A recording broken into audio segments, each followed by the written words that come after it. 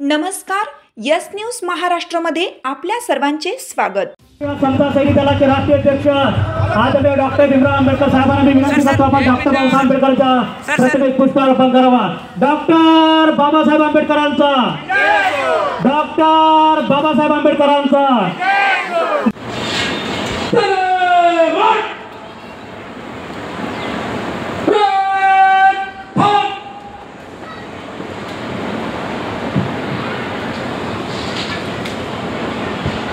जमीन सर, दोन ऑफिसर 45 सैनिक आज के कार्यक्रम के लिए हाजिर सर।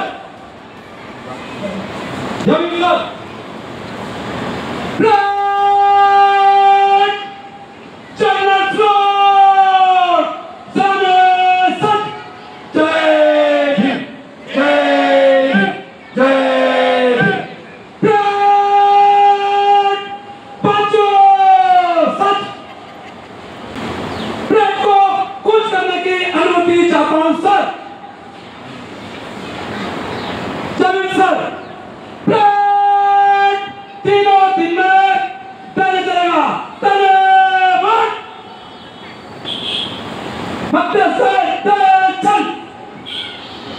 विश्वरत्न बोधिसत्व संविधानकार डॉक्टर बाबासाहेब आंबेडकर,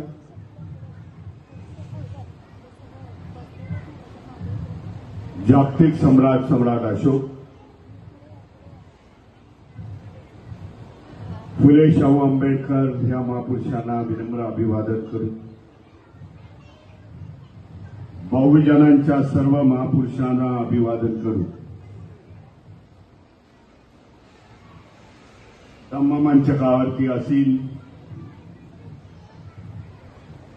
पूज्य मंत्रीजी, धम्मप्रियजी, बनते विरोई मोदी यांना मी वंदन करतो। त्याचबरोबर इथे उपस्थित डॉक्टर गौतम,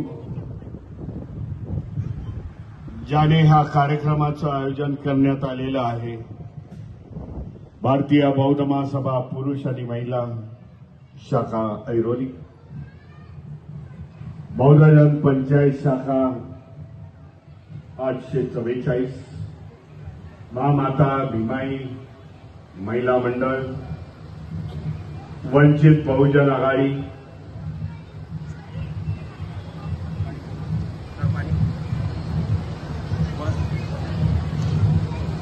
शांतीदूत बुद्ध विहार त्यांची कमिटी,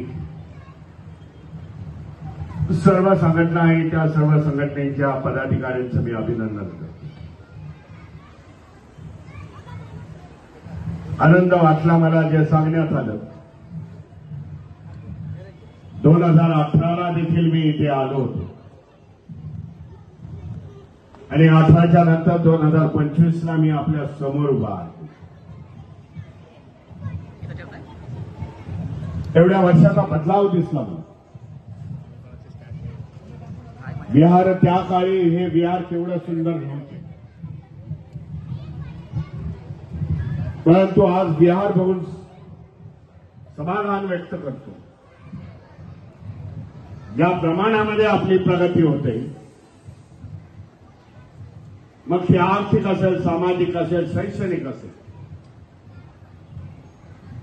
त्या प्रमाणामध्ये आपल्या वास्तू, धार्मिक वास्तू, बुद्ध विहार, सामाजिक वास्तू, या प्रमाणामध्ये त्याच्यामध्ये बदल व्हायला पाहिजे, त्या सुंदर दिसायला पाहिजे। विहार ही नुसती सुंदर नसून तर ते धम्माचं केंद्र होणं गरजेचं आहे। म्हणून हे विहार आणि आपण येथे राहत असलेले सर्व बौद्ध धर्मीय यांच्यामध्ये अतूट असा दुवा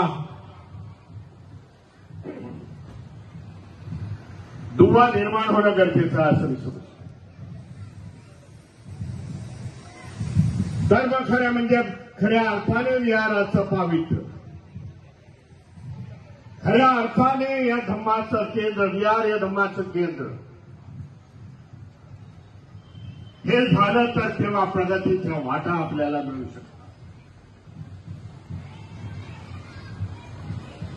आज आनंद वाटला आपल्या सगळ्यांना की वर्षावास मालिकेचा सांगता सोहळा या इथे आहे. अश्विन पौर्णिमा ते आषाढी पौर्णिमा त्या काळामध्ये 3 महिन्याच्या काळामध्ये 3-3.5 महिन्याच्या काळामध्ये धम्मामध्ये प्रवचन केलं जातं. धम्म प्रवचनाच्या माध्यमामधून बौद्ध धम्माची शिकवण, महापुरुषांचा इतिहास हा लोकांच्या समोर नेला जातो आणि त्यांना प्रवृत्त केलं जातं.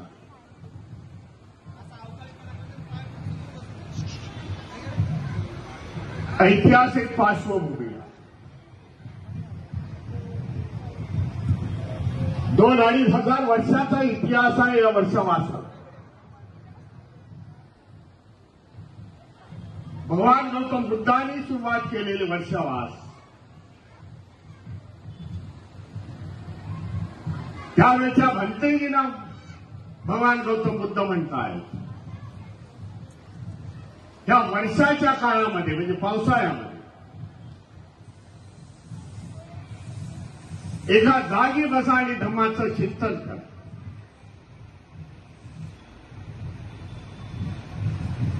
बुद्धाने निसर्गाचा संदेश त्यांना दिला.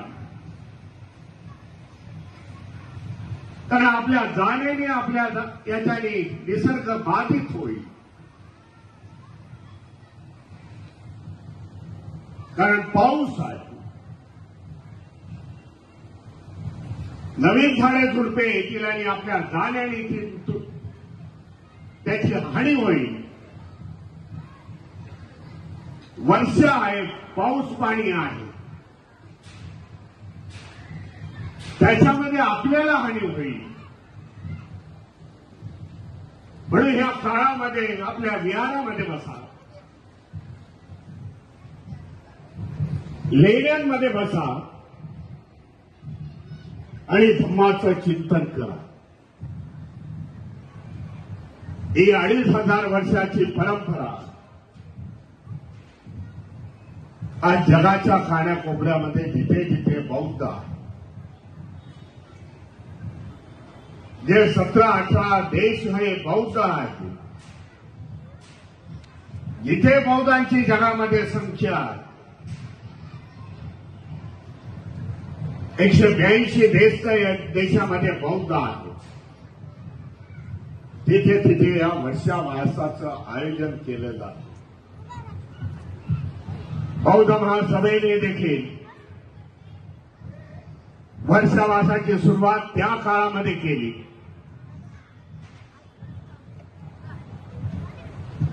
आणि वर्षावासाच्या माध्यमामधून आज संपूर्ण भारतामध्ये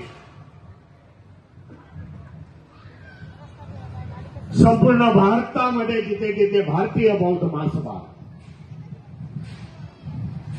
जिथे जिथे ज्या संघटना आहे धम्मावरती कार्य करतायत, अशा सगळ्या ठिकाणी वर्षावासाचे कार्यक्रम होतात. भगवान गौतम बुद्धांनी आपल्या जीवनामध्ये 45 वर्षावास केले. त्याच्यातले जवळजवळ 24 वर्षावास त्यांनी श्रावस्तीमध्ये केले.